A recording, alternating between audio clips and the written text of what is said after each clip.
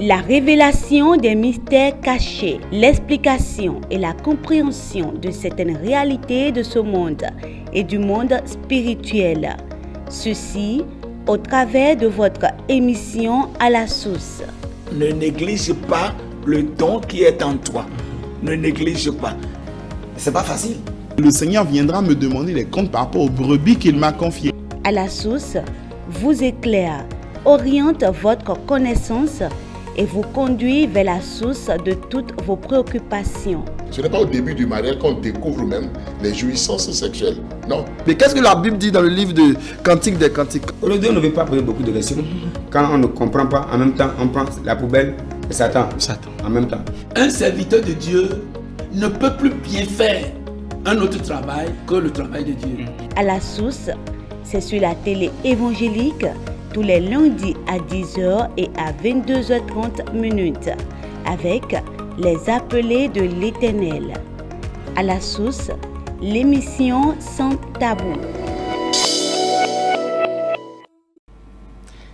Fidèles téléspectateurs de la télé évangélique, bonsoir à vous qui nous suivez un peu partout dans le monde. Bienvenue sur votre émission à la source. Une fois encore ce jour, nous nous retrouvons encore pour parler des thèmes qui tiennent à cœur au corps du Christ un peu partout dans le monde. Pour ce nouveau numéro, nous recevons le pasteur Prudence Aimé Djido. Il est pasteur des églises des Assemblées de Dieu du Bénin. Il est psychosociologue et écrivain, auteur de plusieurs livres. Pasteur, bonjour. Oui, bonjour. Alors, merci pour l'invitation.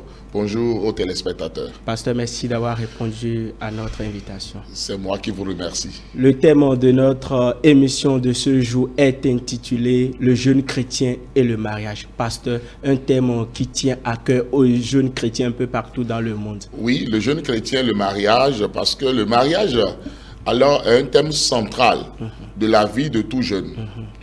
Tous les jeunes sont en train d'aspirer au mariage et surtout dans le monde chrétien, les jeunes doivent aspirer au mariage chrétien selon la volonté de Dieu. Selon la volonté de Dieu. Alors, pasteur, pour vous, le mariage, c'est quoi? Le mariage, alors, selon moi, c'est l'union de deux personnes de sexe opposé. Je veux préciser ici que c'est l'union de deux personnes matures, parce qu'on ne marie pas des enfants. Et même le code civil de nos pays, alors, ne demande pas qu'on marie des enfants. Et deux personnes matures de sexe opposé.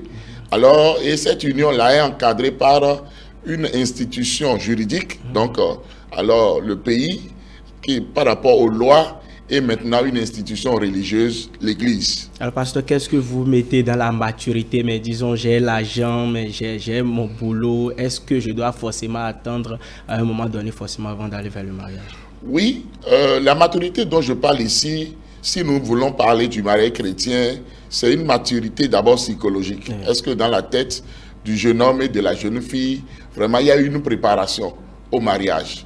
Est-ce qu'on connaît les responsabilités qui attendent dans le mariage? Parce qu'on ne se marie pas seulement pour faire plaisir à ceux qui sont autour de soi ou bien pour se faire plaisir à soi-même. Non. Il y a des responsabilités après le mariage. On va quitter maintenant la maison de ses parents, telle que la parole de Dieu l'a dit, pour maintenant aller s'allier à une personne, à son partenaire, pour former maintenant un couple. Et ce couple-là va évoluer pour devenir tout un foyer, parce qu'avec le temps, il y aura le père, la mère, les enfants, et même les autres acteurs de la maison. Donc c'est pour cela qu'il faut de la maturité pour gérer alors tout ce monde-là. Pour se gérer non seulement soi, parce qu'on n'est plus un enfant, on a maintenant des responsabilités, et maintenant pour gérer aussi l'autre, son partenaire, et pouvoir aussi alors assumer les saints besoins fondamentaux. Alors, pasteur, pourquoi Dieu, dans sa création, a-t-il instauré le mariage? Dieu a instauré le mariage pour trois raisons. La première raison, c'est pour qu'il y ait alors de la compagnie. C'est pour qu'on soit en compagnie mutuelle. La deuxième raison, c'est pour perpétuer l'espèce, donc la procréation. Et maintenant, la troisième raison, c'est pour avoir un soutien spirituel. La bonne preuve, en créant alors Ève pour Adam, Dieu a dit, il n'est pas bon que l'homme soit seul. Je lui ferai une aide semblable. Donc l'aide qu'est la femme est une aide spirituelle d'abord, avant d'être une aide dans tous les autres sens du terme, économique, physique et beaucoup d'autres choses encore. Mais parce qu'une fois déjà dans le mariage, quelles sont les valeurs les plus importantes? Oui, lorsqu'on parle des valeurs du mariage, ces valeurs-là, je vais les décliner. Et puis, ce sont vraiment beaucoup de valeurs. Il y a d'abord l'amour. Sans l'amour, c'est pas bon de se marier. Il faut réellement s'aimer pour se marier. Il ne faut pas se marier pour d'autres raisons que l'amour. Donc, l'amour est la première valeur alors du mariage. La deuxième valeur du mariage, c'est la fidélité. On ne se marie pas comme on porte un chaussure pour dire je vais essayer et on dit non, ça là c'est pas ma taille, je vais encore changer de chaussure, je vais faire ceci. Non, surtout le mariage chrétien, c'est la fidélité ou rien. Et le jour du mariage même, alors on insiste là-dessus. Donc la fidélité. Troisième alors valeur, c'est l'unité. La parole de Dieu a dit dans le psaume 133 qu'il est doux, qu'il est agréable pour les frères. Là où on a dit frères là, pour les mariés, pour les couples, d'habiter unis ensemble. Parce que s'il n'y a pas l'unité, la bénédiction de Dieu ne peut pas descendre. Donc c'est pour cela que l'unité est une des valeurs du mariage. Il y a aussi le pardon mutuel. Et moi je conseille même à tous ceux-là qui veulent se marier, de se pardonner même avant de commencer le mariage. Parce qu'on n'est pas venu de la même culture, on n'a pas les mêmes expériences, on n'a pas la même formation. Et beaucoup de choses peuvent amener à ne pas se pardonner, à se détester même dans la vie conjugale. Et c'est pourquoi il faut se pardonner avant même de commencer. Il y a aussi alors une autre valeur, il y a la joie. La parole de Dieu a dit soyez toujours joyeux. Une maison dans laquelle il n'y a pas la joie, alors bienvenue les maladies, bienvenue les problèmes. Donc il doit avoir la joie, il doit avoir la compréhension. On doit pouvoir écouter l'autre pour comprendre et non pour se défendre. C'est très important. Il doit avoir la communication et la bonne communication. Je rappelle ici que j'ai même écrit sur la communication, bien communiquer, où j'ai parlé de la communication alors en couple. Parce que ça manque et ça doit être le soubassement de l'amour, de la vie conjugale, du mariage, la bonne communication. Il y a aussi la sexualité. Vous voyez, je n'ai pas mis la sexualité au premier plan parce que si tous les autres là ne sont pas réunis, même la sexualité va devenir de la bestialité. Mais pour certains aujourd'hui, la sexualité est mise au devant des choses. Voilà, ça c'est une erreur. C'est une erreur parce qu'on ne se marie pas seulement pour le sexe. Il est bien vrai que le sexe tient une grande partie du mariage. L'harmonie sexuelle, c'est vrai que c'est les 80% si on peut le dire, alors pour la stabilité du couple. Mais avant de venir là, il y a toute une cérémonie, il y a tout un banquet et il faut préparer tout cela. S'il n'y a pas la compréhension, il n'y a pas la joie, il n'y a pas le pardon, il n'y a pas le respect mutuel, il n'y a pas l'amour, cette sexualité-là va devenir de la violence. On va se faire du mal au lieu de se faire du bien. On ne va pas se détendre et d'ailleurs même, on ne fera pas la sexualité normalement selon la volonté de Dieu et on ne se fera pas du bien. C'est pour cela qu'il faut réellement mettre les autres valeurs en place avant même de parler de la sexualité et de la bonne sexualité. Au-delà de cela, comme valeur encore, il y a l'éducation. Parce qu'on se met ensemble non seulement pour commencer par s'éduquer, pour commencer par s'adapter l'un à l'autre, avant même l'arrivée maintenant des enfants, où l'éducation s'étend encore, où on est obligé de s'adapter à chaque étape de la vie du couple. Donc c'est de cela qu'il s'agit. Alors pasteur, je précise que le thème de notre émission c'est le jeune chrétien et le mariage. Sûrement le mariage du jeune chrétien est différent de celui dans le monde que nous voyons aujourd'hui. Déjà, le jeune chrétien étant prêt pour se marier, quelles sont les procédures à mettre en place? Le jeune chrétien qui est prêt pour se marier, d'abord doit savoir que la première des choses c'est la prière. C'est aller chercher la face de Dieu. C'est aller chercher la permission auprès du Seigneur, c'est aller recevoir une conviction de la part de Dieu, c'est aller recevoir le OK de Dieu avant de s'engager dans alors le processus alors du mariage. Et lorsque je parle du processus du mariage, j'aime donner 3 piliers. Il y a 3 piliers sur lesquels le mariage doit s'asseoir pour bien s'asseoir, surtout s'il s'agit des jeunes chrétiens. Il y a le chrétien ou la chrétienne elle-même, si c'est une fille, et il y a les parents, et il y a maintenant l'église. Et lorsque je parle de l'église, je parle de tout ce qui se fait à l'église, en l'occurrence, le fait d'abord de prendre le pasteur comme son conseiller, son coach, son ami, pour pouvoir être vraiment guidé. Je viens de parler du jeune homme lui-même qui doit être mature, qui doit avoir une bonne relation avec Dieu. Et non seulement avoir une bonne relation avec Dieu, mais avoir de la maturité. Parce qu'après le mariage, on doit pouvoir vivre maintenant hors de la maison des parents. Donc, est-ce qu'il a un boulot? Comment est-ce qu'il veut vivre alors cette vie conjugale-là? On doit pouvoir avoir une idée de tout cela. Maintenant, prier et demander alors que le Seigneur aide. Maintenant, lorsqu'on s'engage dans le choix du conjoint, il va falloir maintenant avoir une conviction divine et y aller. Maintenant, il faut choisir son partenaire conjugal dans le cercle de ses amis. Je vais insister là-dessus parce que c'est cette étape-là que beaucoup brûlent et on a beaucoup de problèmes dans les couples aujourd'hui. On choisit par photo, on choisit par imposition, on présente une personne aujourd'hui et demain les fiançailles commencent, le mois prochain c'est le mariage. Ce n'est pas normal. Ce n'est même pas du tout normal. C'est bon d'être d'abord des amis, de s'observer et de savoir pourquoi est-ce que nous sommes des amis. Est-ce que nous avons la même mission? Est-ce que Dieu nous a appelés à accomplir les mêmes choses sur la terre des humains? Est-ce que nous sommes là pour nous faire du bien? Est-ce que l'autre va m'aider à être la meilleure version de moi-même? Donc, toutes ces questions-là doivent venir. Et la question primordiale, c'est moi-même, je dois me poser une question. Qui est-ce que je suis? Est-ce que je peux me marier comme les autres? Est-ce que je dois me marier comme les autres? Dans quelles conditions est-ce que je dois me marier? Et toutes ces questions-là sont très, très primordiales. Parce que tout à l'heure, donc, l'étape de l'amitié. Et c'est dans cette étape-là maintenant qu'on en parle à son pasteur, qu'on en parle aux parents pour recevoir des conseils, des coachings. Et lorsque ça va évoluer, finalement, on va se choisir. Et maintenant que les parents sont informés, l'église est informée, on rentre maintenant dans la phase des fiançailles. Et ça commence par devenir sérieux. Et lorsque ça commence par devenir sérieux, il va falloir se dire des vérités, bien communiquer, ne rien se cacher. Et avant même d'aborder cette phase de fiançailles-là, il ne faut pas oublier les tests médicaux. En l'occurrence, le test d'électrophorèse. Ça, pasteur, nous allons y venir tout à l'heure. Vous avez abordé un point un peu capital qui m'est un peu cher. Vous avez parlé de la prière. Aujourd'hui, vous n'êtes pas sans savoir que nous sommes une jeunesse montante, la prière. Comment, et vous avez parlé des signes également. Comment avoir cette assurance, ce signe-là qui prouve que oui, telle personne m'est destinée? Voilà. Je voudrais préciser ici que ce n'est pas seulement le rêve. Parce que beaucoup se disent, non, je n'ai pas rêvé d'elle. Je n'ai pas rêvé de lui. Non. Dieu parle de plusieurs manières. Dieu peut parler de façon audible. Dieu peut parler au cœur de quelqu'un.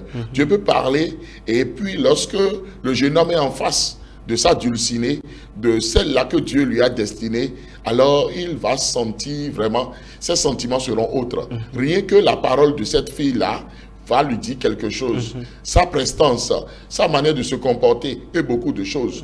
Donc, la conviction peut venir par plusieurs voies. Parce que notre Dieu, il n'est pas le Dieu qui est le Dieu d'une seule voix. Il travaille comme il veut, quand il veut, comme il veut. C'est un Dieu omniscient, omnipotent et omniprésent. Par conséquent, soyons un peu plus ouverts d'esprit pour savoir que ce n'est pas alors aussi dans les 4 murs de mon église que Dieu doit forcément me donner mon partenaire. Parce que ça là aussi, ça bloque les jeunes de plus en plus. Partout les humains se réunissent sur la terre des hommes, il y a des chrétiens là-bas. Que ce soit au marché, que ce soit dans un taxi, que ce soit dans un car, même à l'enterrement, une cérémonie d'enterrement, des chrétiens aussi viennent là.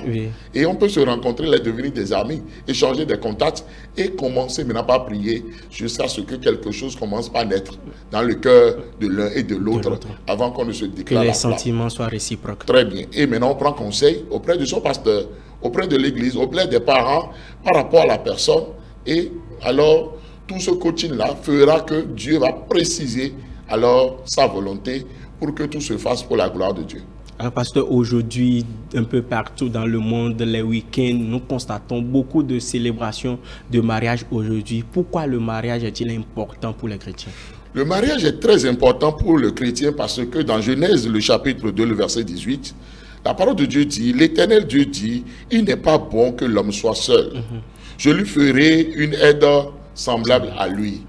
Et un second texte encore, Genèse toujours 2, le verset 24, dit, c'est pourquoi l'homme quittera son père et sa mère, s'attachera à sa femme, et les deux alors deviendront une seule chair. C'est la parole de Dieu, c'est Dieu même qui a institué le mariage, et il est le premier célébrant de mariage. C'est lui qui a célébré le premier mariage dans le jardin d'Éden, en unissant Adam et Ève. Donc, le mariage est biblique. Et c'est pour cela que le mariage doit être primordial pour les enfants de Dieu.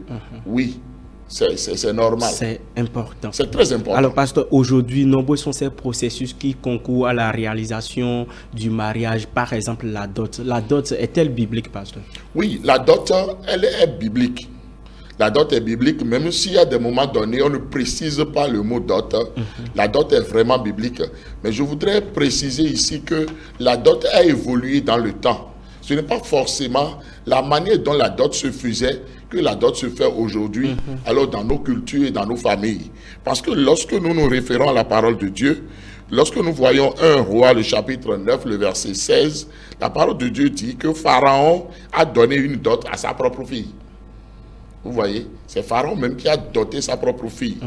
Lorsque nous référons à 1 Samuel 18, 22 à 27, nous avons vu là Saül qui a demandé 100 prépuces de Philistins à David pour épouser sa fille Michal. Et David, au lieu de lui apporter 100 prépuces, lui en a apporté 200 même. Et lorsque nous nous référons maintenant à Exode 22, 16 à 17 et à Deutéronome 22, 28 à 29, nous voyons là qu'on parle d'une vierge déshonorée. Lorsque quelqu'un déshonore une vierge, alors cette personne-là doit payer une dot. Oui. Et on finit maintenant avec Genèse 24, 53, où le serviteur d'Abraham a offert des riches présents à Rebecca et à ses parents en guise de dot. Il est bien vrai qu'on n'a pas dit dot, on a dit présent, pour pouvoir quand même épouser Rebecca pour Isaac, alors le fils de son maître. Donc la dot est biblique. Alors, pasteur, mais ça a évolué dans le temps. Pour Ries, la dot est-elle destinée aux vierges? Oui. Seules les vierges? Non, pas forcément seules les vierges. Toute personne, même ayant mené quelque vie que ce soit, en venant en Christ, la parole de Dieu a dit, les anciennes choses sont passées. Toute chose est devenue nouvelle. Donc, par conséquent, nous ne devons pas tabler sur la virginité pour parler de la dot. Non, ça ne doit pas être le cas. Mais aujourd'hui, la virginité est mise en avant des choses. On se dit, ouais, forcément, je dois trouver une femme vierge pour mon mariage. C'est facilement dit.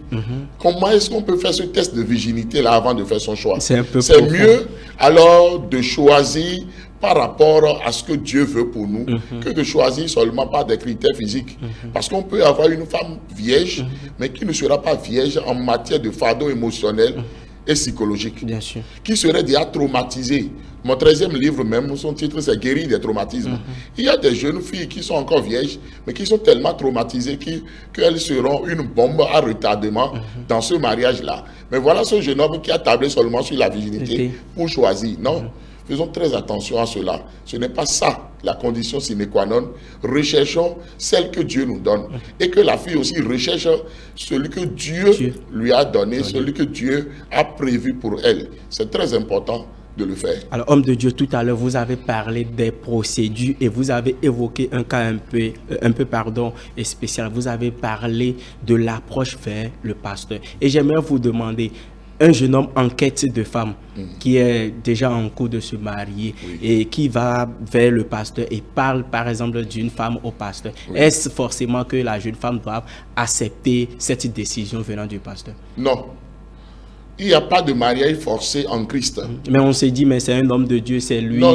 C'est pas le pasteur qui veut épouser la fille. Le pasteur, il est là comme un coach, un guide. Il est un père spirituel. Mais il n'est pas là pour imposer une fille parce qu'il affectionne bien la fille, parce que la fille lui est proche, parce que c'est une parenté, je l'impose à un jeune homme, ou bien c'est le contraire, c'est le jeune homme qui est vraiment un bon serviteur à l'église. Non, attention. Nous devons rechercher la volonté de Dieu en toutes choses. Nous, en tant que pasteurs, nous sommes là pour guider, pour coacher. Maintenant, si les deux jeunes qui doivent se marier ne s'aiment pas, ne s'attirent pas et ne se reconnaissent pas, alors dans la mission, dans une même mission que Dieu leur a assignée pour aller dans la même direction, on ne doit pas imposer alors un jeune homme à une jeune fille. Non, ça ne doit pas être le cas. Si c'est fait comme cela, alors bonjour les dégâts, bonjour les problèmes. Bientôt, on va commencer par parler de divorce. Parce que dans ce couple-là, la dame va toujours dire, au fait, ce n'est pas toi qui m'as fait la cour. Ce n'est pas à cause de toi que j'ai dit oui. J'ai dit oui à cause du pasteur. Mais ce n'est pas le pasteur, son mari. Vous voyez déjà le problème qui commence. Et là, il y a un problème. Il y a vraiment un problème. Mais en même temps, il est dit dans la Bible que tu obéiras aux serviteurs de Dieu, tu te prosterneras devant eux. Okay. Refuser cette décision venant du pasteur, c'est vrai, ce n'est pas une décision venant du pasteur. Le jeune homme est allé vers le pasteur et au pasteur maintenant d'aller vers la femme et de lui soumettre cette proposition. Mais voilà que la fille dit non, d'autres prennent ça comme de l'affront. Ça ne doit pas être un affront. Je suis un serviteur de Dieu. Mon frère Constant, si je t'amène au milieu du goudron, sur une voie interrétale, je dis je suis ton pasteur, aie confiance en moi et parlons. À moi de savoir le bien et le mal. Qu'est-ce que tu fais? Tu viens au milieu du goudron avec moi ou bien tu dis non, va te tuer seul. Oui, c'est ça en fait le problème. Ce n'est pas parce qu'il y a des bishops, des archibishops, des pères spirituels, des pasteurs, que lorsque le pasteur parle là, c'est non. Parce que chacun alors à sa destinée, chacun a son appel, chacun a sa mission. Et nous devons faire très attention par rapport aux impositions. Que ce soit même les parents ne doivent pas imposer aussi une jeune fille à leur garçon ou bien un garçon à leur fille. Hein, pour dire c'est lui que tu dois imposer. Non. Après tout, nous guidons, nous coachons et nous prions pour que Dieu puisse faire sa volonté. Et la volonté de Dieu n'est pas toujours la volonté des hommes. La volonté de Dieu n'est pas toujours la volonté des hommes. Donc faisons très attention. Mais pasteur, justement, dans la Bible, Abraham a dit à son serviteur d'aller au milieu de la foule et d'aller choisir. Très bien. Est-ce forcément ne pas dire ne pas obéir? Très bien. Mais Eliezer a prié et a demandé la volonté de Dieu. Et la volonté de Dieu s'est fait voir. Donc ça veut dire que c'est Dieu qui a parlé. Ce n'est pas qu'un homme a imposé, non? Oui, mais c'est lui, il a introduit, n'est-ce pas? Oui, c'est ça le coaching. C'est ça être guide. Pour dire, n'allez pas vous marier dans le monde. Mariez-vous en Christ. Épousez une personne qui aime le Seigneur. Voilà les conseils d'un guide spirituel. Épousez une personne qui aime le Seigneur. Épousez une personne qui vous aime vraiment aussi. Une personne humble. Une personne qui a une bonne intimité avec Dieu. Qui partage les mêmes visions que vous. Qui partage les mêmes valeurs, les mêmes croyances que vous. Donc c'est très important d'insister là-dessus pour qu'on ne croit pas que non, on doit imposer. Non. Parce que la beauté, elle est relative. Une femme qu'un monsieur voit pour dire elle est belle, un autre va dire non, celle-là n'est pas belle pour moi. Bien sûr. Vous voyez? Donc si c'est le pasteur qui trouve que la fille est belle, alors que le jeune homme ne trouve pas que la fille est belle, vous voyez, il y aurait un problème. Parce que le mariage n'est pas seulement spirituel, le mariage est aussi physique. Parce que les deux doivent vivre ensemble, dans un même foyer, et doivent avoir l'harmonie sexuelle. Maintenant, si les deux ne s'attirent pas sexuellement, ce mariage-là est voué à l'échec. Bien sûr. Et on doit faire très attention. Tout à l'heure, vous avez abordé plusieurs procédures et j'aimerais vous demander, déjà que je me suis approché vers cette femme, je lui ai fait la dot, je lui ai fait le mariage civil, mais aujourd'hui on assiste à la célébration du mariage religieux dans nos églises. Est-ce forcément que déjà que j'ai fait ces procédures-là, je dois forcément amener ma femme à l'église? Oui. Si, alors c'est un mariage chrétien, après que les deux partenaires soient passés devant l'officier d'état civil pour alors respecter les lois du pays, ils doivent maintenant venir à l'église, devant Dieu, pour s'engager devant Dieu à la fidélité, à l'amour réciproque et dire maintenant au peuple de Dieu, nous ne sommes plus célibataires, nous sommes maintenant mariés. Pour honorer le Seigneur. Parce que le mariage, c'est une institution divine. Le mariage est sacré. Donc, on ne peut pas dire, comme on est déjà parti à la mairie, comme on a déjà vu l'officier d'état civil, c'est fini, on s'arrête là. Non. Maintenant, je voudrais préciser une chose par rapport au mariage religieux. Le mariage religieux, ce n'est pas le nombre de caméras qui vient filmer l'événement. Ce n'est pas le nombre de salles de fête à coups de millions qu'on loue pour l'après-mariage, qui est le mariage. Le nombre de repas. Ce n'est pas le nombre de repas préparés, le nombre d'invités, alors pas milliers, qui fait le mariage religieux. Non, c'est surtout honorer Dieu en venant vers le serviteur de Dieu, en venant dans le peuple du Seigneur pour s'engager et recevoir la prière. C'est très important. Donc ça veut dire qu'on peut se marier à moindre coût et même à 0 francs. Parce qu'on s'habille, on vient, on prie pour nous. On n'a pas aujourd'hui de repas à donner à quelqu'un. Il y a de l'eau, il y a de pure water, vous pouvez prendre. Oui, mais aujourd'hui, qu'est-ce qui se passe? Il y a une comparaison qui ne dit pas son nom. Bien sûr. Alors que comparaison n'est pas raison. Comme mon frère tel s'est marié à coups de millions, moi-même je vais le faire.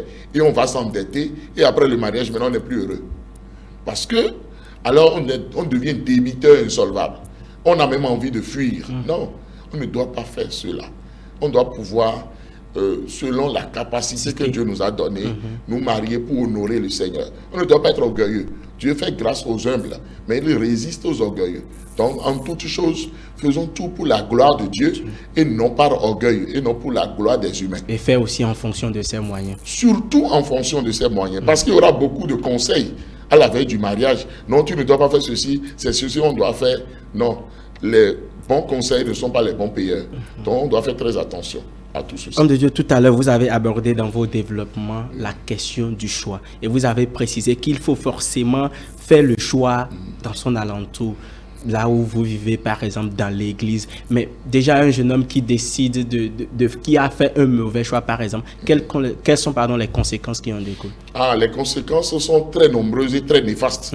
Si jamais un jeune homme va dans le monde pour aller choisir alors sa femme, ou bien c'est la jeune fille chrétienne qui va maintenant dans le monde pour aller chercher un jeune homme, pour dire je l'amène dans la foi, pour qu'il devienne maintenant chrétien. Non. On ne peut jamais devenir chrétien à cause de qui que ce soit. C'est le Christ même qui doit convaincre au travers du Saint-Esprit pour que la personne devienne une chrétienne. Mais si je vais le pousser de force, je vais l'amener et par intérêt et à cause de moi, cette personne-là va changer de croyance. Ce serait de l'hypocrisie. Ça ne va pas marcher comme cela. Donc, c'est très dangereux. Et les conséquences, c'est que les deux-là ne peuvent même pas coexister. Parce que la parole de Dieu dit, la lumière et les ténèbres ne peuvent pas se réunir ou bien ne peut pas faire une réunion. Il n'y aura aucune réunion entre Jésus et Satan. Donc, déjà, il y a un problème. L'un a comme père Jésus et l'autre a comme père Satan. Comment est-ce que les deux vont s'entendre? Il y aura déjà de mésententes, il y aura des bagarres, il y aura de clivage surtout. On ne va jamais s'entendre sur quelque question que ce soit. Et là où il n'y a pas l'unité, il y a la désunion. Il y aura des combats, il y aura la haine qui va se développer, le non-pardon. Et là, cette maison-là va devenir un champ de guerre où on va se chercher du mal. On va devenir des rivaux au lieu d'être des partenaires, des coéquipiers pour la vie. C'est là le vrai problème. Et là, les enfants seront vraiment toujours en danger parce qu'on va briser la confiance en eux-mêmes des enfants.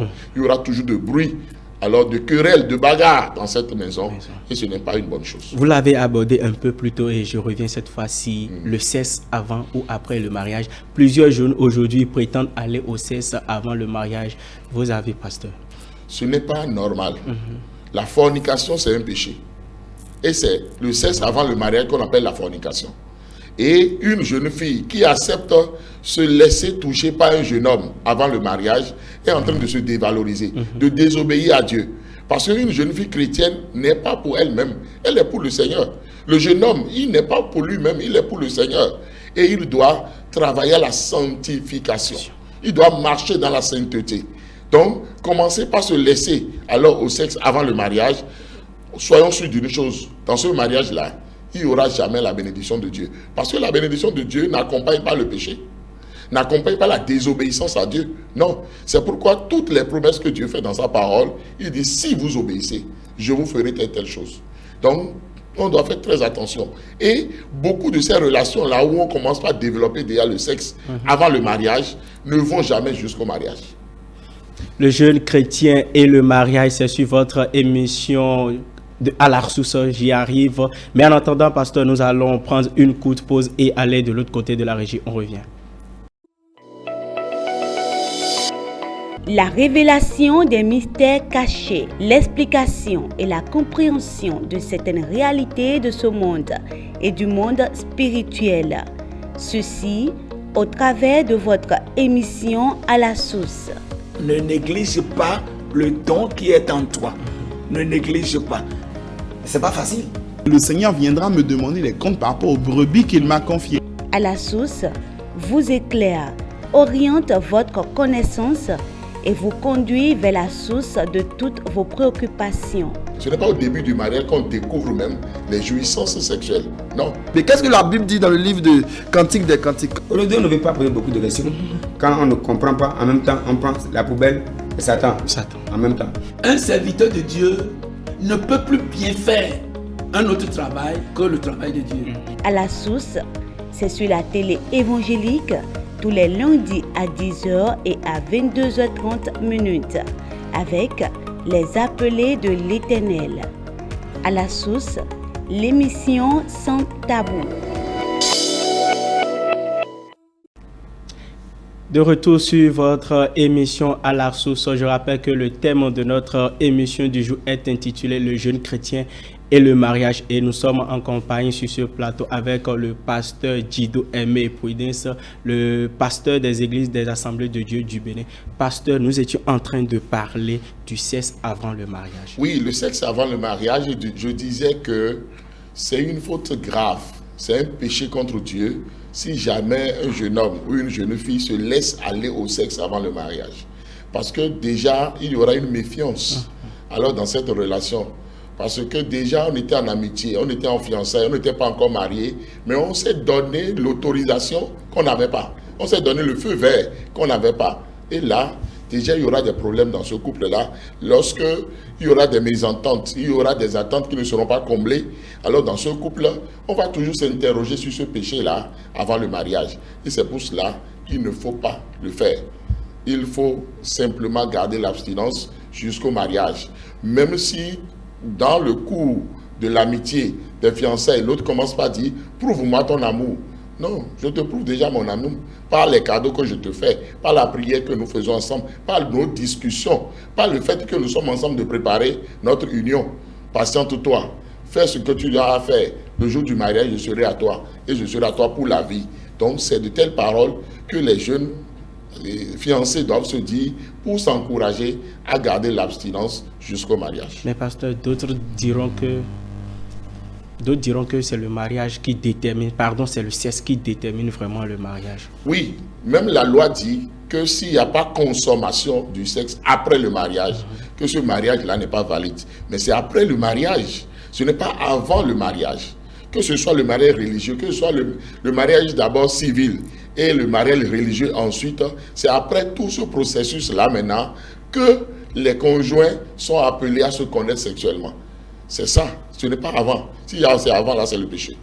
Si c'est avant, c'est le péché. Après. C'est pas normal. Pasteur, lisons dans la Bible, puisque nous sommes allons-y. Lisons dans Deutéronome, le chapitre 22, le verset 13. Oui. Il est écrit, si un homme qui a pris une femme et est allé vers elle et éprouve ensuite de l'aversion pour sa personne, s'il en lui emprunte des choses criminelles et porte atteinte à sa réputation en disant « Je l'ai pris, cette femme, je me suis approché d'elle et je ne l'ai pas trouvée vierge. » Alors, le verset 15, alors le père et la mère de la jeune femme prendront les signes de sa virginité et les produiront devant les anciens de la ville à la porte. Alors, pasteur, j'aimerais revenir au verset 13. Il a dit, si un homme qui a pris une femme et est allé vers elle, éprouve ensuite de l'aversion pour sa personne. Alors, cette partie nous montre, je crois bien que cette partie nous montre que c'est le sexe, parce que l'homme est allé vers la femme avant le mariage. Bon, ici, on ne parle pas du sexe avant le mariage. On dit si un homme prend déjà. Donc, prend là, ça veut dire qu'il s'est marié. Hein? Maintenant, si on met seulement le sexe comme la chose phare du mariage, et on n'a pas développé déjà une amitié, on n'a pas développé des sentiments, on ne s'est pas posé la question de savoir pourquoi est-ce que nous nous mettons ensemble. Et c'est seulement le sexe. C'est une jouissance de quelques secondes. Là, maintenant, il peut y avoir vraiment de problèmes. Il peut y avoir maintenant le rejet. Il peut y avoir le fait que je n'ai pas apprécié. C'est tout. Parce qu'il y a même des gens après le mariage qui se disent, c'est tout. Mais qu'est-ce qui leur permet de continuer, pas s'aimer, pas s'affectionner, pas communiquer et pas vivre ensemble? C'est les autres choses qui ont été développées. C'est l'amitié qui a été développée. C'est les conseils qu'on se donnait, vice-versa. C'est le fait qu'on a au-delà alors de la vie à deux, ce qu'on doit faire pour la gloire de Dieu. Donc c'est très important de ne pas focaliser seulement le mariage sur la sexualité. Parce que c'est comme une école et les deux viennent de commencer le CI. On aura le temps d'apprendre. Ce n'est pas au début du mariage qu'on découvre même les jouissances sexuelles. Non. Il y a même des couples, c'est après 2 ans, 3 ans, 5 ans, même 10 ans qu'on commence pas à jouir réellement de la vie sexuelle. Parce qu'au début, un enfant qui commence par se lever ne peut pas courir en même temps. Il sera en train de tomber, de se relever, alors d'apprendre, c'est de l'apprentissage. Donc, ne nous leurrons pas en croyant que déjà, au soir du mariage, on est déjà des experts, on doit se comprendre, on doit dire waouh. Non, pour le sexe, ce n'est pas possible, ce n'est pas normal. Donc, on doit prendre patience. On doit prendre patience. Le mariage, c'est une prestation de serment. Mhm. Et déjà que tu jures devant Dieu, devant les hommes, que tu es destiné à cette personne, que oui, tu acceptes. Parce que une fois dans le mariage que tu constates que ton homme ou ta femme n'est pas compatible, que faire alors? Là, ce n'est pas dans le mariage qu'il faut aller constater l'incompatibilité. C'est pourquoi j'ai parlé d'une étape très importante, primordiale, compatibilité, pasteur, en matière de sexe, par exemple. Oh là là, pourquoi est-ce qu'on revient tout le temps sur oui, mais cette pasteur, c'est une question qui tient à cœur à la jeunesse aujourd'hui. En fait, le problème, c'est quoi? On ne naît avec rien, on apprend tout. Bien sûr. À un moment donné, c'est l'information qui manque, c'est la formation même qui manque. Parce qu'on ne parle pas trop de sexualité, surtout dans le milieu chrétien. Et ça, là, c'est un problème. L'un de mes livres est titré « La vie sexuelle du couple ». En fait, il y a plusieurs manières de faire l'amour en couple. Et même si, alors, le monsieur n'a pas le sexe qu'il faut, il y a toujours une manière de pouvoir se satisfaire et habiter ensemble parce qu'on est déjà mariés. Donc ça veut dire qu'on a besoin de formation. Dieu même dit dans sa parole, mon peuple meurt faute de connaissance. Donc il faut maintenant équilibrer les choses et ne pas seulement tout spiritualiser, mais apporter de la connaissance pour que les gens puissent vraiment s'ouvrir et dire exactement quel est leur problème. Il y a de simples conseils qu'on doit donner et puis tout va se stabiliser. Il y a beaucoup de nouveaux mariés que moi j'ai coachés et puis au début ils avaient cru qu'ils avaient un problème. Et ça voulait même amener vraiment une division, une séparation. Mais je les ai dit, calmez-vous, vous êtes au début, vous ne connaissez pas encore, vous venez de commencer. Voilà ce qu'il faut faire. Et tout s'est réglé, tout est rentré dans l'ordre. Donc disons que incompatibilité, non, il n'y a pas l'harmonie, l'autre ne sait pas faire. Non, on ne peut pas savoir faire d'un seul coup. Il faut apprendre, il faut prendre patience. Il faut enseigner, il faut dire ceci. Et c'est la pratique qui donne l'expertise. On dit, on devient forgeron en forgeant. Donc tout cela, il y a tout cet accompagnement-là qu'il ne faut pas négliger pour que le mariage soit vraiment un mariage béni. Et très souvent, les couples parrains, normalement, sont là pour ça. Mais il y a beaucoup de couples parrains eux-mêmes qui ne savent pas ce qu'il faut dire alors aux futurs conjoints ou bien à ces nouveaux mariés-là, et on les laisse encore dans l'ignorance. Et on tâtonne encore, et on se crée des problèmes au lieu d'avoir l'information juste et de vivre sa vie de façon paisible. Il y a cette partie de la chose que vous avez abordée. Vous avez dit il faut forcément que le jeune chrétien, par exemple, trouve sa copine, sa future femme dans l'église. Mais l'Éternel Dieu même a dit dans sa parole qu'il allait faire des nations mères disciples. Pasteur, si un jeune dans l'église décide d'aller vers le monde pour chercher sa femme, n'est-ce pas une manière d'évangélisation, de conquérir, de ramener les âmes perdues à Dieu? Je vais d'abord commencer par dire qu'un jeune chrétien ne peut pas chercher de copine ni de copains. On ne va pas utiliser les thèmes du monde, parce que si on commence pas à tolérer les thèmes du monde à l'église, c'est que les choses qui se font dans le monde aussi viendront à l'église. Mais aujourd'hui, on dit que c'est à partir du copinage qu'il faut aller vers le fiançailles. Je préfère dire amitié. Ami. On cherche son ami, où la relation va évoluer maintenant en fiancé. Mais lorsqu'on commence à dire copains, copines, non.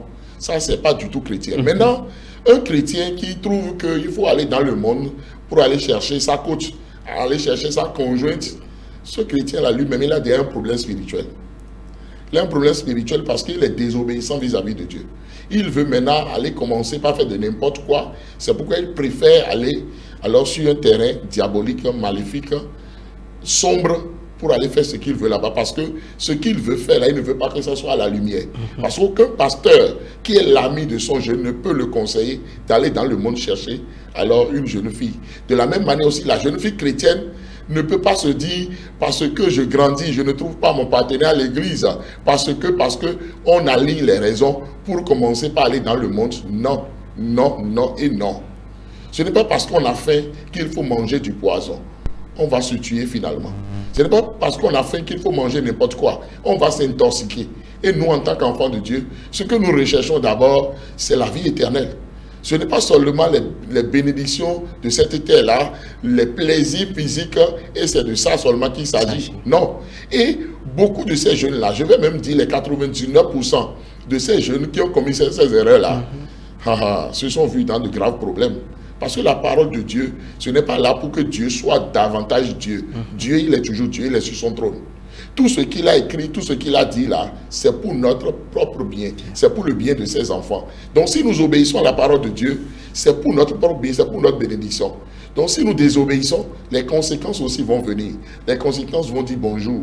Donc aucun jeune chrétien n'a le droit, ne doit jamais même penser aller dans le monde, aller chercher qui que ce soit pour dire je veux l'évangéliser, je veux l'amener pour que le monde chrétien soit grand. Non. Dieu n'a pas besoin de clients. Dieu n'a pas besoin d'étrangers. Dieu a besoin de fils et de filles. Des gens qui sont décisionnels, qui acceptent Christ par eux-mêmes et non pour des raisons sordides.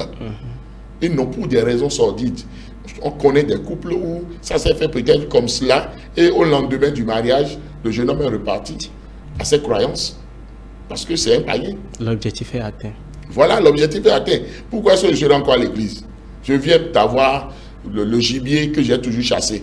Parce que les païens sont des chasseurs. Donc c'est fini, je retourne dans le monde et je continue ma fornication. C'est ça là ce qui se passe. Ou bien, et maintenant la fille commence à pleurer, on dit mais voilà ce qu'on vous a toujours dit. Voilà ce que la parole de Dieu a toujours enseigné. Donc nous devons faire très attention par rapport à tout ça. Donc je lance un appel vibrant à tous les jeunes hommes et à toutes les jeunes filles chrétiennes. Si vous êtes chrétienne, soyez chrétienne. Vous êtes pour Christ. Et chrétien là, c'est petit Christ. Vivez la vie chrétienne et choisissez dans la lumière. J'ai précisé tout à l'heure que ce n'est pas dans les 4 murs d'une dénomination, d'une église locale qu'il faut forcément rechercher. Les chrétiens sont partout sur la terre. Et il faut maintenant s'ouvrir pour aller maintenant au-delà même des 4 murs de son église locale, aller rechercher alors cette volonté de Dieu là, que de s'enfermer dans un coin pour dire ah, je n'en trouve pas, c'est pourquoi je peux désobéir, je peux aller faire ce que je veux. Non. Non, non, non, il faut que cette information-là soit vraiment disponible pour qu'il y ait cette ouverture-là d'esprit pour pouvoir savoir que je dois me marier en Christ, seulement en Christ, forcément en Christ. Voilà. L'exemple de Samson est là, pasteur. Très bien. Ça, c'est un contre-exemple même. C'est un contre-exemple parce que nous voyons les conséquences. Qu'est-ce qui est advenu finalement? Parce qu'au moment où Samson était derrière Delilah, alors qu'est-ce qui s'est passé? Ses parents lui ont dit non, nous on ne fait pas ça. Beaucoup ont parlé, mais il faisait le grand. Finalement, qu'est-ce qu'il a fait? Il a perdu complètement alors sa mission. Il a été désavoué. Et puis, voilà comment il est mort. Est-ce que c'est comme ça que ce vaillant guerrier-là allait mourir? Non, il s'est permis beaucoup de choses qui n'étaient pas alors des choses que Dieu voulait qu'il fasse. Donc, nous devons faire très attention pour regarder à ces exemples-là et ne pas faire de n'importe quoi. Nous ne devons pas aller rechercher des délits là, alors en tant que jeune chrétien ou jeune chrétienne. Non, demeurons en Christ. Voilà. Parce qu'il y a cette partie de la chose, vous l'avez dit tout à l'heure, que pas forcément dans les 4 coins de l'église, mais il faut être ouvert pour d'autres congrégations. Oui. Mais aujourd'hui, on constate que sur le terrain, il y a certains pasteurs qui exigent forcément que, même pas si ce n'est pas sur cette paroisse, ça doit être mon église. Peut-être dans d'autres églises, tu ne dois pas forcément, par exemple, tu es de telle église, tu ne dois pas forcément chercher autre ailleurs. J'ai dit tantôt que la volonté de Dieu n'est pas forcément la volonté des humains. Bien sûr. Tout pasteur veut avoir une grande église, veut avoir une méga église. Donc si les jeunes de la même église se marient, c'est une bonne chose. Pour ce père spirituel-là, qui a eu 2 de ses enfants qui viennent de quitter le problème du non-mariage. Vous voyez un peu la chose. Mais on ne doit pas quand même limiter la chose de cette façon-là. On doit pouvoir laisser le Seigneur donner gloire à son nom. C'est tout. C'est tout, pasteur. Pasteur, je suis resté vierge, je suis femme, je suis resté vierge jusqu'au mariage. Je suis un homme, je suis resté chaste jusqu'au mariage. Quels sont les avantages qu'on peut en tirer? Beaucoup d'avantages. Beaucoup d'avantages parce que je ne trimballe pas des IST, infections sexuellement transmissibles. Je ne vais pas rentrer dans le mariage avec une grossesse non désirée. Le jeune homme aussi ne va pas avoir le souci de est-ce que j'ai enceinté cette fille-là avant le mariage ou bien qu'est-ce qui s'est passé? Non. Et je commence maintenant par apprendre la vie conjugale à partir de mon mariage. Je n'ai qu'un seul partenaire et je n'ai pas eu le temps de me promener de vie en vie pour récolter beaucoup d'ordures, beaucoup de situations pour maintenant en faire un problème dans mon couple.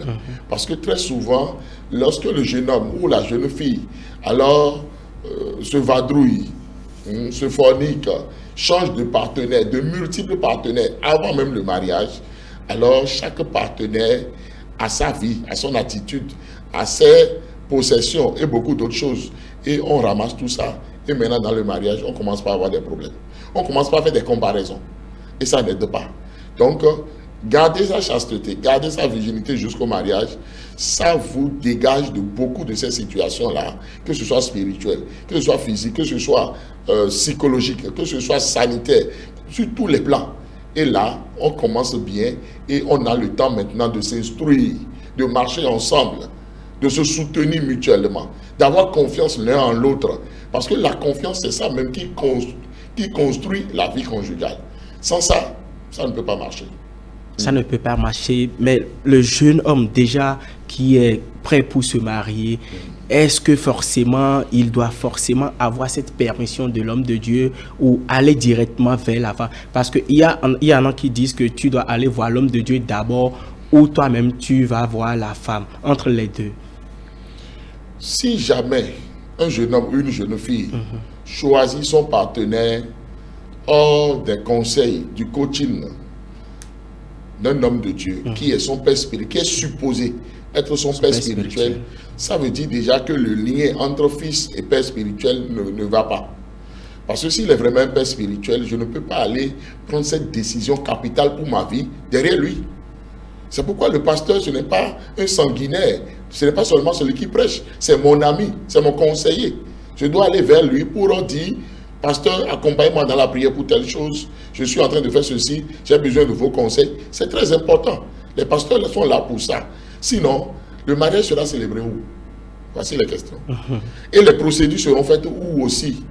Parce qu'avant de se marier à l'église et dans une église, il y a beaucoup de procédures. Il y a des rencontres qui se font. Il y a des questions qui se posent. Il y a des réponses qu'on donne. Et tout cela montre que vraiment, on peut accompagner ce mariage. Le pasteur et son comité sont d'accord maintenant pour accompagner ce mariage-là. Mais si tout se fait derrière eux, et c'est lorsque c'est déjà cuit qu'on leur amène ça, là, il y a déjà le verre dans le fruit. Et il y aura des problèmes. Sûr, il y aura des problèmes. Pasteur, vous êtes auteur, je rappelle que vous êtes écrivain également, vous êtes psychosociologue, vous êtes auteur de plusieurs livres. Oui, je suis auteur de 13 livres, dont un livre qui parle vraiment du mariage, du choix du conjoint aux fiançailles, où 19 chapitres sont dans ce livre-là, pour vraiment instruire le jeune qui veut vraiment faire la volonté de Dieu, qui veut aller à un mariage chrétien. C'est très important. Est-ce que vous êtes parti, par exemple, d'un cas spécial, d'une situation vécue pour écrire ce livre, par exemple? Mon ministère vis-à-vis de la famille, parce que lorsqu'on parle du ministère vis-à-vis de la famille, on parle des enfants, des adolescents, on parle des jeunes, des fiancés, des couples, on parle des divorcés, des veuves, des veufs et des personnes du troisième âge. Donc je travaille par rapport à toutes ces couches-là. Alors, m'ont amené à voir qu'il y a beaucoup d'ignorance en matière de choix de conjoint et de comment conduire les fiançailles jusqu'au mariage. Et c'est tout cela qui m'a amené alors à beaucoup écrire, non seulement sur le choix de conjoint et les fiançailles, mais à écrire aussi sur la manière de vivre la vie conjugale. Parce que l'un de mes livres aussi s'appelle « Boîte à outils des couples ». Donc, c'est très important. Et dans tous les livres que j'ai fait sur là, j'ai beaucoup parlé aux couples. Même lorsque je parle de communication, je dis « communication en couple ». Vous voyez? Donc, tout cela, c'est très important. Et c'est les expériences de tous les jours qui ont amené à voir qu'il y a une carence dans le domaine. C'est pourquoi il faut maintenant éclairer. Il ne faut pas seulement faire des audios alors sur WhatsApp et autres, mais maintenant, il faut laisser des écrits pour pouvoir instruire, pour pouvoir apporter la lumière. Et c'est de ça qu'il s'agit. Pasteur, il y a une question un peu capitale que j'ai pour vous. Un jeune déjà qui est prêt pour se marier, est-ce possible à ce jeune homme de prendre une veuve comme femme? Oui, pourquoi pas. Un jeune homme peut prendre une veuve comme femme si c'est la volonté de Dieu. Parce que j'insiste toujours sur la volonté de Dieu. Et j'ai toujours dit que la volonté des hommes n'est pas toujours la volonté de Dieu. Il y a des jeunes hommes qui sont jeunes, apparemment, mais qui réfléchissent comme des vieux. Il y a la maturité. Ils ont la maturité d'un vieux. Ils ont la maturité d'un adulte. Et ne veulent pas peut-être des jeunes filles qui sont encore en train d'acheter de bonbons, qui sont en train de gaspiller de l'argent pour certaines choses. Non. Ce jeune homme-là, peut-être dans sa tête, c'est un investisseur. C'est déjà quelqu'un qui est stable. Et certaines choses ne l'émeut plus. Donc, alors, si Dieu le conduit vers cette veuve-là, cette jeune veuve, donc parce que précisons aussi, parce que ce n'est pas parce qu'on a dit jeune homme que la veuve est une vieille, non. Elle peut être une jeune veuve, elle vient de se marier, son mari s'en est allé, elle ne va pas rester comme ça quand même. Donc Dieu, dans sa grâce, les a joints, gloire à Dieu, alléluia. Ce mariage-là sera heureux, sera béni même. Mais d'autres diront que comme c'est un jeune, il n'a pas encore d'expérience. La veuve est destinée aussi, par exemple, à un homme qui est veuve, qui vient de perdre, par exemple, sa femme. Voilà ce que je répète encore en disant que la volonté des humains n'est pas toujours la volonté de Dieu. Ça là, ces genres d'appariement, ça ne marche pas avec Dieu. Non. C'est pour cela que tout chrétien doit se dire que la volonté de Dieu soit faite dans ma vie. Que ce soit dans mon mariage, que ce soit dans ma vie professionnelle. Dans ma vie, je veux faire la volonté de Dieu. Et lorsqu'on fait la volonté de Dieu, on est vraiment béni. Mais lorsque on se laisse sous la pression des humains pour aller faire autre chose que la volonté de Dieu, on n'est jamais heureux. Et la mission même pour laquelle nous sommes sur terre, pour laquelle Christ nous a sauvés, alors cette mission-là est hypothéquée. On n'arrive pas à être des chrétiens modèles, on n'arrive pas à évangéliser par sa vie, on n'arrive pas alors à être épanoui. Alors que Dieu nous a sauvés pour que nous soyons épanouis, pour que nous puissions jouir de notre liberté en Christ. C'est de ça qu'il s'agit. Pasteur, nous tendons tout doucement à la fin de notre émission. Oui. Quand on parle de mariage, pasteur, dites aux jeunes qu'est-ce qu'ils peuvent retenir réellement. Oui, je vais dire à tous les jeunes que lorsqu'on parle de mariage, surtout chrétien, c'est le fait de demeurer en Christ, de se marier en Christ. Ce n'est pas le fait de choisir son partenaire sous la pression de qui que ce soit. Non, c'est de rechercher soi-même l'intimité avec Dieu, de se poser la question capitale, qui suis-je? Comment est-ce que je dois me marier? Quelle est ma mission sur la terre des humains? Qui peut m'accompagner dans cette mission-là à faire la volonté de Dieu? Et maintenant, où sont les outils, où sont les moyens dont je dispose pour pouvoir prendre mes responsabilités après le mariage? Parce qu'il ne suffit pas de dire, non, tu es déjà âgé, hein, marie-toi. Je n'ai rien dans la main. Je n'arrive même pas à manger. Je prends encore le petit déjeuner chez mes parents. Et vous me dites de me marier. Non, ça ne doit pas être le cas. Je veux maintenant lancer aussi un appel aux jeunes filles qui croient que non, c'est mon mari qui doit me prendre en charge 100%, de la tête aux pieds. Non, ce n'est pas normal. Il faut qu'on commence à se départir de telles idées. La femme, elle est une aide pour l'homme selon la parole de Dieu. Et elle est aussi là pour apporter de la richesse, pour apporter de l'argent, pour apporter aussi son aide dans le domaine du fonctionnement du couple. Donc elle doit avoir une formation, elle doit savoir faire quelque chose et pouvoir aider, non seulement dans le mariage, mais à préparer même le mariage. Parce que beaucoup de jeunes filles aujourd'hui, malgré que Dieu les a bénies, et elles ont des moyens, elles ont même plus de moyens que le jeune homme. On dit non, pour ma dot là, je ne vais pas aider le jeune homme. Il n'a qu'à se débrouiller. Et à cause de ça, depuis 5 ans, 10 ans, on attend. Le jeune homme n'est pas prêt. Quand est-ce que cette jeune fille-là va se marier? Alors que l'horloge biologique de la femme tourne. Et à un certain âge, alors elle commence pas à avoir peur parce qu'elle se dit, est-ce que j'aurai encore d'enfants? Donc faisons très attention à tout cela et prions, demandons la volonté de Dieu, honorons nos parents, honorons l'Église, surtout nos pasteurs, et faisons-nous accompagner pour vraiment un mariage heureux à la gloire de Dieu. Merci, pasteur. Nous sommes pratiquement à la fin de notre émission. Pasteur, un mot de fin sur cette émission. Je veux vous dire merci déjà pour cette émission sur le jeune chrétien et le mariage. Le sujet est vraiment un sujet épineux et il faut vraiment en parler. C'est maintenant qu'il faut en parler. Merci. Merci, fidèles téléspectateurs. Vous l'avez compris, le thème de notre émission de ce jour est intitulée Le jeune chrétien et le mariage. Et nous sommes restés en compagnie du pasteur Aimé Djido Prudence. Il est le pasteur des églises des Assemblées de Dieu au Bénin. Il est également psychosociologue, écrivain de plusieurs livres. Pasteur, je vais vous demander de donner votre numéro à nos téléspectateurs qui nous suivent un peu partout dans le monde au cas où ils auront besoin de vos livres.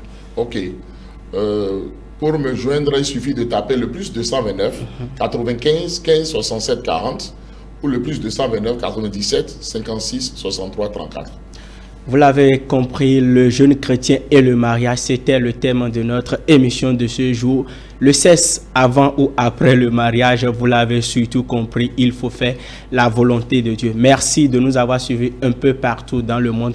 Constant Ableur, votre serviteur, nous vous donnons rendez-vous pour un autre numéro. Bonsoir. La révélation des mystères cachés, l'explication et la compréhension de certaines réalités de ce monde et du monde spirituel. Ceci au travers de votre émission à la source. Ne néglige pas le don qui est en toi. Ne néglige pas. C'est pas facile. Le Seigneur viendra me demander les comptes par rapport aux brebis qu'il m'a confiées. À la source vous éclaire, oriente votre connaissance et vous conduit vers la source de toutes vos préoccupations. Ce n'est pas au début du mariage qu'on découvre même les jouissances sexuelles. Non. Mais qu'est-ce que la Bible dit dans le livre de Cantique des Cantiques? Aujourd'hui, on ne veut pas poser beaucoup de questions. Quand on ne comprend pas, en même temps, on prend la poubelle et Satan. En même temps. Un serviteur de Dieu ne peut plus bien faire un autre travail que le travail de Dieu. À la source, c'est sur la télé évangélique tous les lundis à 10h et à 22h30 avec les appelés de l'Éternel. À la source, l'émission sans tabou.